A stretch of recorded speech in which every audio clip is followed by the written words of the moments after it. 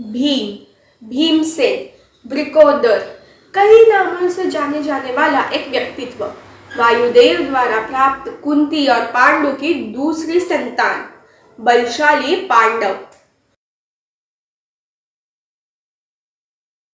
यूं तो भीम की भूख और शारीरिक ताकत सब भली भांति जानते हैं।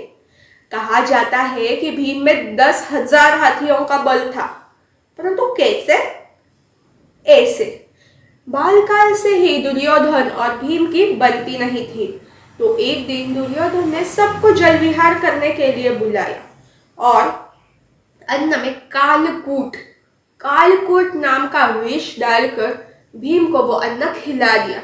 जैसे ही भीम बेहोश हुआ, उसने उसे पानी में धकेल दिया।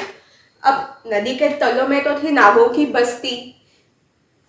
उसी बस्ती में जब भीम जा पहुंचा तो वहां पे उसने कई सारे हंडे या फिर घड़ा भर के कुछ रस का पान किया, जिसके चलते उसे 10,000 हाथियों का शारीरिक बल प्राप्त हुआ।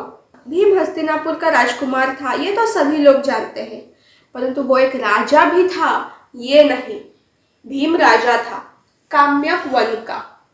जब उसने काम्यक वन का पूर्व राजा हिडिंब का वध किया तो उसने उसकी बहन हिडिंबा से विवाह किया और आगे चलते वो काम्यक वन का राजा हुआ। महाभारत की गाथा देखी जाए तो भीम ने कई सारे असुरों का वध किया है। एक चक्रा नगरी में बकासुर का वध किया, मगध राज बलशाली जरासन का वध भीम ने किया, जिसके आक्रमण से यादव मथुरा छोड़कर द्वारका में बस गए थे। अज्ञातवास ने उसने कीचक का वध किया। सोचने वाली बात तो ये है कि ऐसे बलशाली योद्धा को अज्ञातवास में एक बल्लव बन कर रहना पड़ा। भीम और दुर्योधन दोनों ही बलराम के प्रिय शिष्य थे। बलराम ने ही भीम और दुर्योधन दोनों को गदा युद्ध का प्रशिक्षण दिया था, परंतु दोनों में कुछ फर्क जरूर ही था। कुरुक्षेत्र के युद्ध में अकेले भीम ने 100 कौरवों का वध किया, दुशासन की छाती फाड़ कर द्रौपदी के अपमान का बदला लिया।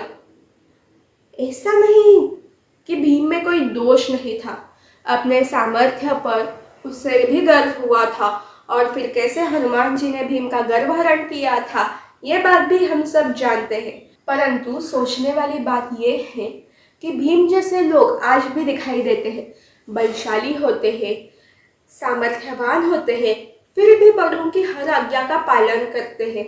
वो कभी बड़ों के शब्दों के बाहर, बड़ों के वचनों के बाहर जाते नहीं, परंतु फिर भी वो अपना निश्चय, अपनी प्रतिज्ञा जरूर पूर्ण करते हैं।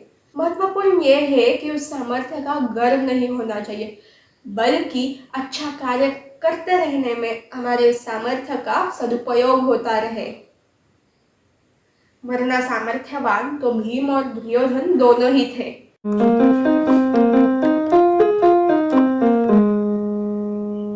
हाय फोक्स, आई होप इस वीडियो से आपको कुछ वैल्यू एडिशन हुई है, आपको महाभारत के बारे में कुछ अलग जानकारी मिली है।